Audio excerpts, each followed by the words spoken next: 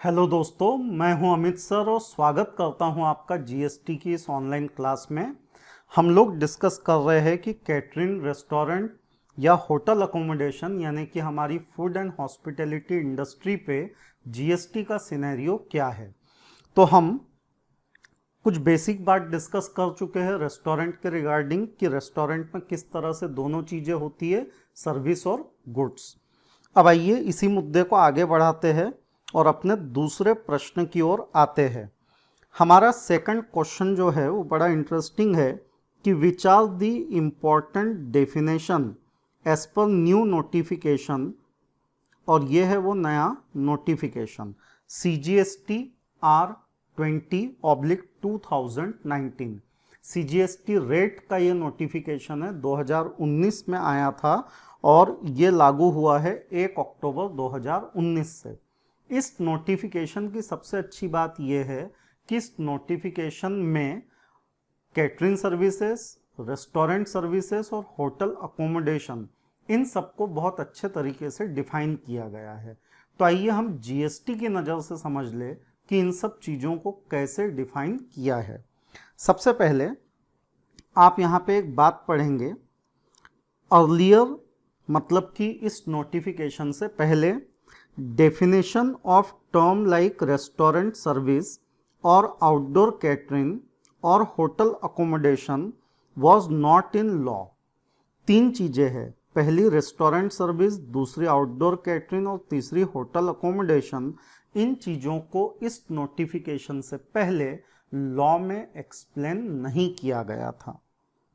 आगे लिखते हैं कि these definitions are brought up in law just in October 2019। October 2019, exact date 1 October 2019। इससे ठीक एक दिन पहले ये नोटिफिकेशन इशू हुआ था, यानी कि 30 सितंबर 2019 को। यहाँ पे डिफाइन किया है कि रेस्टोरेंट असल में क्या है। तो बोला है कि restaurant service means supply by the way of और as a part of any service of goods being food और any other article for human consumption और एनी ड्रिंक। ये हमने पिछले लेक्चर में भी पढ़ा था कि ऐसी कोई भी जगह जो ह्यूमन बीइंग के लिए खाने पीने की चीज़ें बना के सर्व करती है उसे हम रेस्टोरेंट कहेंगे। अब हमारे नज़र में रेस्टोरेंट की एक इमेज होती है ना, एक बढ़िया सा पॉश होटल, वहाँ पे टेबल लगे हुए हैं, उसको हम रेस्टोरेंट मानते हैं। लेकिन ऐसा नहीं है। जो मेस है, जहाँ पे बच्चे खाना खाने के लिए जाते हैं, स्टूडेंट्स खाना खाने के लिए जाते हैं, वो मेस भी रेस्टोरेंट की डेफिनेशन में कवर की गई है। देखिए आगे लिखा भी है, कहता है provided by restaurant, eating joint including mess, canteen, whether for consumption on or away from premises। मतलब आप उस रेस्टोरेंट के प्रीमाइसेस में बैठ के खाना खाइए या फिर आप उस रेस्टोरेंट से बाहर खाना पैक करवा के ले जाइए, उसे रेस्टोरेंट सर्विस ही माना जाएगा। Where such food or any other article for human consumption or drink is supplied। और मैं बार बार क्लेरिफाई कर रहा हूँ कि ड्रिंक में soft drink, cold drink, juice वगैरह शामिल है, इसमें अल्कोहलिक लिकर शामिल नहीं है। तो आप देख सकते हैं कि जहाँ पेट पूजा होती है वो जगह हमारे लिए रेस्टोरेंट है। अब यहाँ पे मैं 3 पिक्चर आपके सामने रख रहा हूँ फिर से फर्दर क्लेरिफिकेशन के लिए, और वो ये है कि एक रेस्टोरेंट के अंदर अगर कोल्ड ड्रिंक मिलता है ना, रेस्टोरेंट में कुछ चीज़ें होती है जो बना के सर्व की जाती है और कुछ होती है जो रेस्टोरेंट वाले बाहर से रेडीमेड खरीद के लाते हैं और बेचते हैं। तो रेस्टोरेंट वाले जो चीज़ें बना के सर्व कर रहे हैं वो सर्विस है, और जो गुड्स रेडीमेड ला के बेचा जा रहा है वो गुड्स की कैटेगरी में आता है। तो जैसे आप यहाँ देख रहे हैं कि ये बहुत सारे यहाँ पे कोल्ड ड्रिंक्स है और इन पे जो जीएसटी का रेट है वो है 28% प्लस 12% सेस, 40% हो गया जीएसटी का रेट। और यहाँ आप देख रहे हैं कि कुछ बिस्किट वगैरह है जिन पे जीएसटी का रेट 18%, 18% है।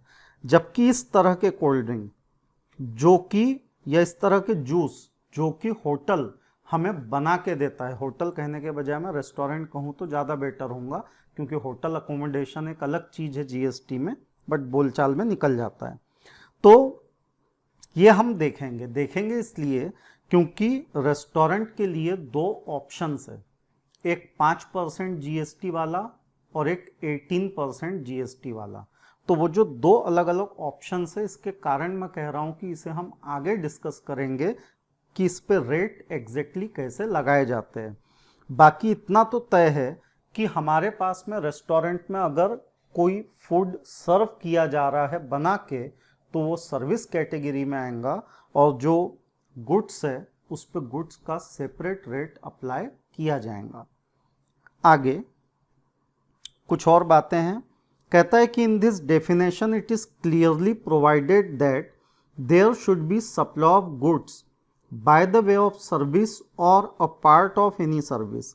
अल्टीमेटली फूड जो हमको सप्लाई किया जा रहा है वो गुड्स ही है, बट वो सर्विस के फॉर्म में है, क्योंकि हम ऑर्डर प्लेस कर रहे हैं और हमारे कहने पे हमें कोई चीज़ बना के मिल रही है। If this is the case it will be a restaurant service. कहता है इसे रेस्टोरेंट सर्विस माना जाएगा। In case the supplier is supplying package goods. कहता है पैकेज गुड्स सप्लाई किया जा रहा है, मतलब कोल्ड ड्रिंक की बोतल या बिस्किट के पैकेट, तो ये पैकेज गुड्स हो गया।